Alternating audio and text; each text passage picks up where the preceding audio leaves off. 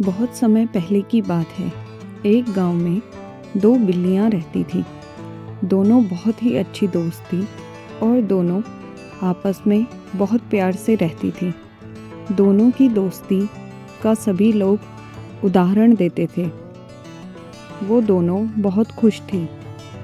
उन्हें जो कुछ भी मिलता उसे आपस में मिल बांटकर खाया करती थी। एक दिन दोपहर के वक्त वे दोनों खेल रही थी। खेलते खेलते दोनों को जोर की भूख लगी। वो भोजन की तलाश में निकल पड़ी।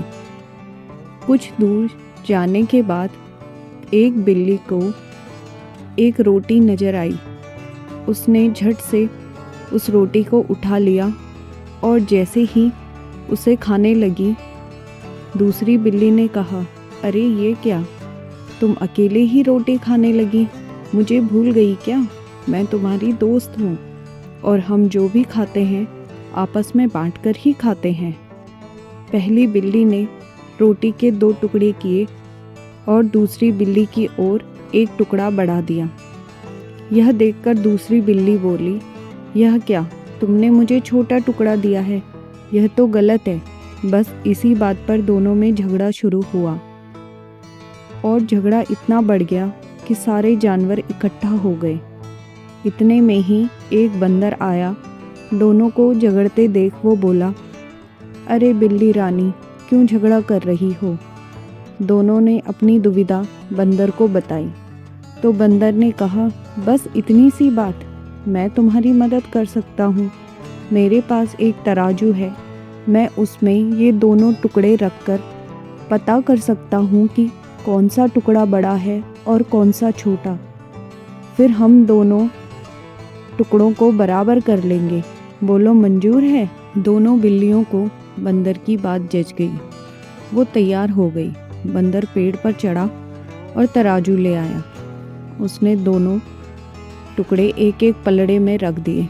तोलते समय उसने देखा एक पलड़ा भारी।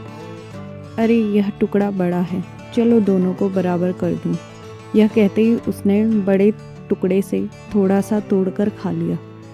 इस तरह जो भी पलड़ा भारी होता उस तरफ से वह थोड़ी सी रोटी तोड़कर अपने मुंह में डाल देता। अब दोनों बिल्लियां घबरा गई। वो फिर चुपचाप बंदर के फैसले का इंतजार करती रही। लेकिन जब दोनों ने देखा टुकड़े बहुत छोटे छोटे रह गए हैं तो वे बंदर से बोली, आप चिंता ना करो, हम लोग अपने आप रोटी का बंटवारा कर लेंगी।